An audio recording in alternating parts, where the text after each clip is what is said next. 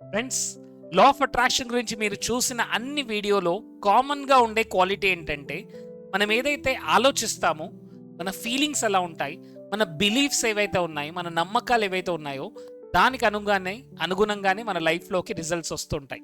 కరెక్టా? సో అంటే మనం ఎక్కువగా దేని గురించి ఆలోచిస్తున్నాము, ఎలా ఫీల్ అవుతున్నాము, అండ్ మన బిలీఫ్స్ ఏంటి, దానికి అనుగుణంగానే మనకు రిజల్ట్స్ వస్తుంటాయి. మరి మన బిలీఫ్స్ని ఎలా చేంజ్ చేసుకోవాలి? ఫ్రెండ్స్, బిలీఫ్స్ అనగానే మన నమ్మకాలు యాక్చువల్గా ఎలా ఏర్పడతాయి, దీనికి ఒక్కసారి మనం దాని బేసిక్స్ అర్థం చేసుకోవాలి. సో చిన్నప్పుడు మనం పుట్టినప్పుడు మనకేమీ తెలియదు, కరెక్ట్? బట్ ఈ అప్బ్రింగింగ్ ప్రాసెస్లో ఎప్పుడైతే మన society, parents, school, education, friends, relatives వాళ్ళు ఎలా మాట్లాడుతున్నారు, వాళ్ళని చూసినప్పుడు వాళ్ళు ఎలా చేస్తున్నారు, వాళ్ళు మన గురించి ఏమన్నారు, అదే మన బిలీఫ్ సిస్టంగా మారుతుంది. చూడండి, చిన్నప్పుడు ఒక పర్టికులర్ ఫ్యామిలీలో పిల్లాడిని చాలా మైక్రో మేనేజ్ చేసేవారు. నువ్వు సరిగ్గా చేయట్లేదు, నువ్వు సరిగ్గా చేయట్లేదు, నువ్వు బాగా చేయట్లేదు, you are a failure, you are idiot, you are stupid, you are good for nothing, నువ్వేమీ చేయలేవు, నువ్వు ఎందుకు పనికిరావు అంటూ ఎప్పుడూ మైక్రో మేనేజ్ కనుక చేసినట్టయితే ఆ పిల్లాడి మైండ్లో ఏది సెట్ అవుతుంది, ఏ బిలీఫ్ ఉంటుంది? నేనేం చేయలేను, నా వల్ల ఏం కాదు, నేనేం చేయలేను, ఐఎమ్ నాట్ గుడ్ అనే ఒక బిలీఫ్ సిస్టమ్ ఏర్పడుతుంది.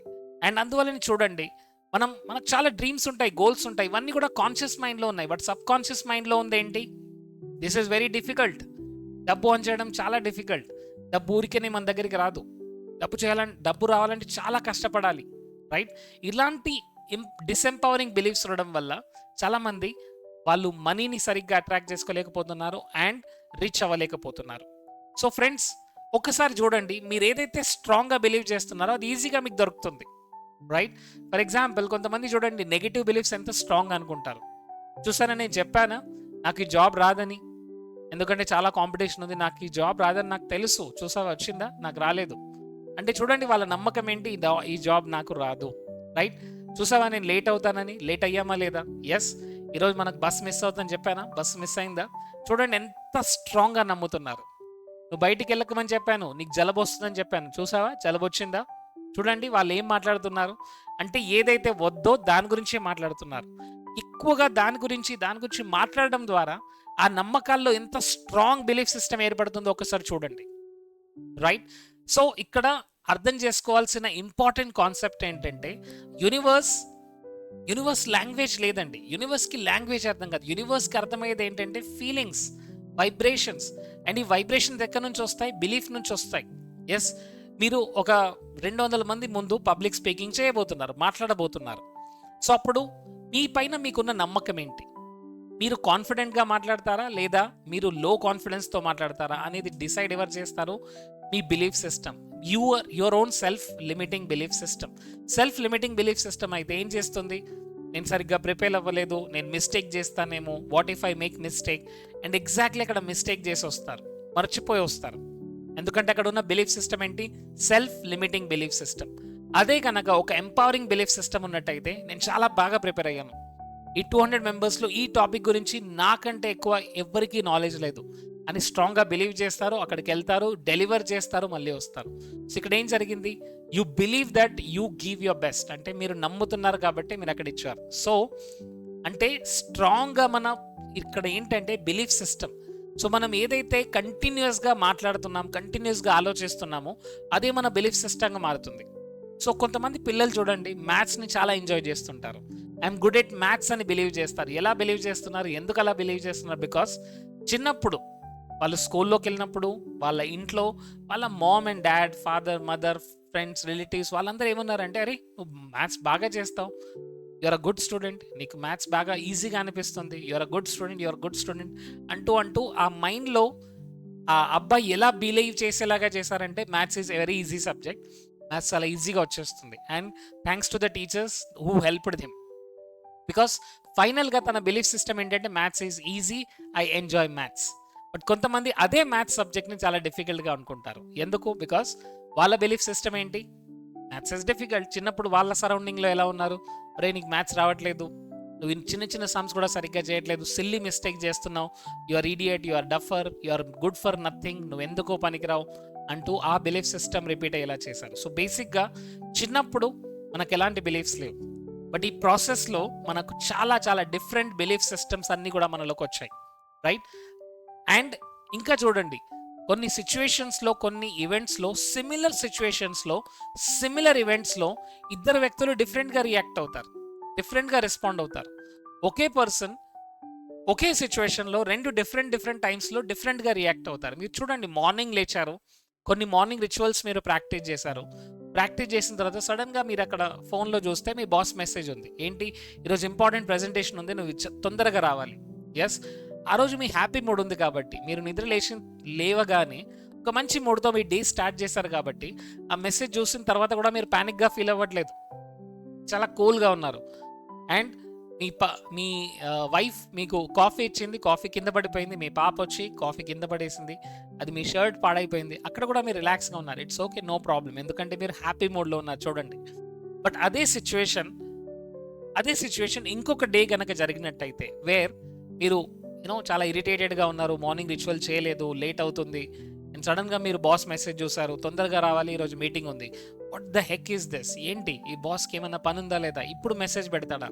ఎస్, అండ్ కాఫీ తాగుతుంటే కింద పడిపోయింది. ఎస్, పాప వచ్చింది, కాఫీ కింద పడిపోయింది. అప్పుడు మీరు ఏమంటారు, ఏంటి నీకు కళ్ళు కనబడలేదా, is this a time to joke, నేను ఎంత ఇంపార్టెంట్ వర్క్ వెళ్తున్నా నీకు తెలుసా? అక్కడ ఏం జరిగింది, you are actually firing. So ఇక్కడ ఆ సిచ్యువేషన్, ఆ ఈవెంట్ మిమ్మల్ని ప్యానిక్గా క్రియేట్ అవ్వలేదండి. Because I see sometimes I stay in 8th floor and sometimes lift పని చేయట్లేదు. So even some people come and they get irritated, చాలా irritate అవుతుంటారు. బట్ నేను మాత్రం కూల్గా ఉన్నాను. What is the reason? The reason is what is just basically our mindset. So mindset అనేది చాలా ఇంపార్టెంట్, ఎందుకంటే ప్రతి సిచ్యువేషన్లో ఇద్దరు పీపుల్ ఒకేలాగా రియాక్ట్ అవ్వట్లేదు, ఎందుకంటే it is a mind set. So మన మైండ్ సెట్ ఎలా ఉంటే మన లా ఆఫ్ అట్రాక్షన్ పవర్ అంతే ఉంటుంది.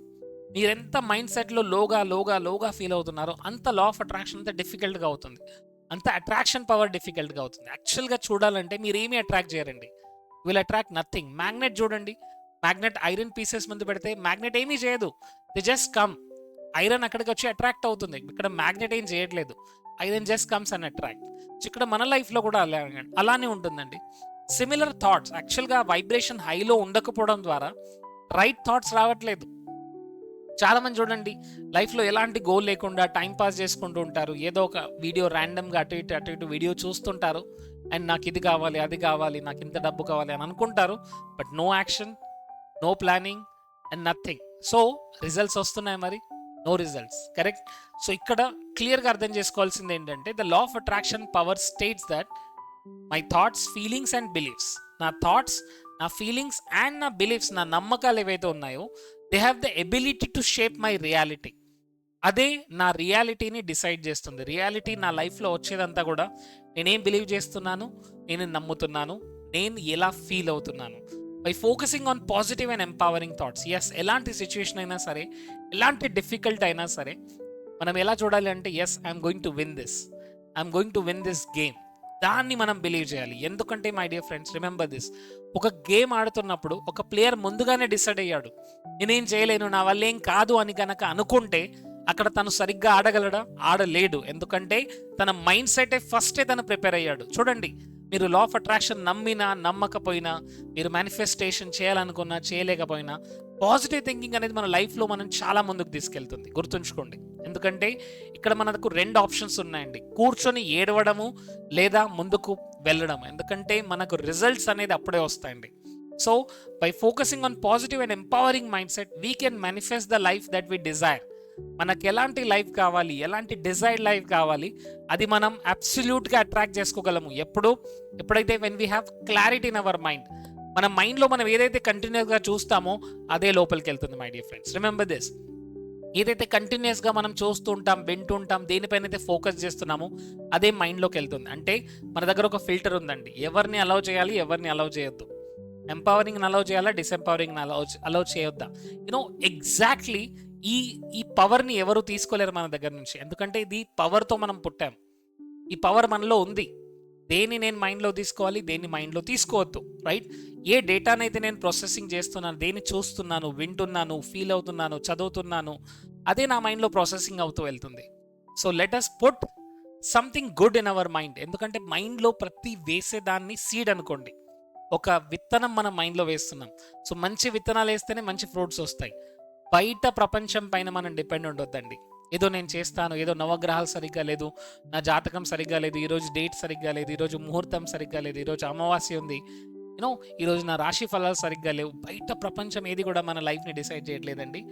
My thoughts, my emotions, my own sub conscious memories, నాలో ఉన్న సబ్ కాన్షియస్ మెమరీసే దీన్ని ఇలా క్రియేట్ చేశాయి. I can only change it, I can only deal with it. నమ్మండి, గెలవండి. ఎస్. సో ఈ వీడియోలో మీరు కింద మెసేజ్ పెట్టండి, మీరు మార్నింగ్ రిచువల్స్ చేస్తున్నారా లేదా? ఎందుకంటే కంటిన్యూస్గా మన మార్నింగ్ రిచువల్స్ జరుగుతున్నాయి. So morning rituals are amazing tools to reprogram your subconscious mind. Subconscious మైండ్ని రీప్రోగ్రామింగ్ చేసుకోవాలంటే మార్నింగ్ రిచువల్స్ కంపల్సరీగా చేయాల్సింది. సో మీరు ప్రతిరోజు మార్నింగ్లో ఎలాంటి రిచువల్స్ ఫాలో అవుతున్నారు? Please type in the chat box, చెప్పండి, కమెంట్ సెక్షన్లో పెట్టండి. అండ్ ఈ వీడియో మీకు ఎలా అనిపించింది ప్లీజ్ మెసేజ్ పెట్టండి. ప్రతి వీడియోలో కమెంట్ రావడం ద్వారా మనం ఎక్కువ మందికి రీచ్ అవుతామండి. ఇలాంటి మంచి వీడియోస్ ఎక్కువ మందికి చూడాలని కోరుకుంటున్నాను. మీరు పెట్టే ప్రతి కమెంట్ నేను చూస్తాను. I feel very heartfully grateful for all of you. Thank you so much for all your love. Like చేయడం అండ్ సబ్స్క్రైబ్ చేయడం యాజ్ వెల్ యాజ్ కమెంట్ పెట్టడం మర్చిపోకండి. మీ ఫ్రెండ్స్తో ఈ ఛానల్ని సబ్స్క్రైబ్ చేయించండి. Let them watch beautiful content to reprogram their mind. Thank you so much. Love you all.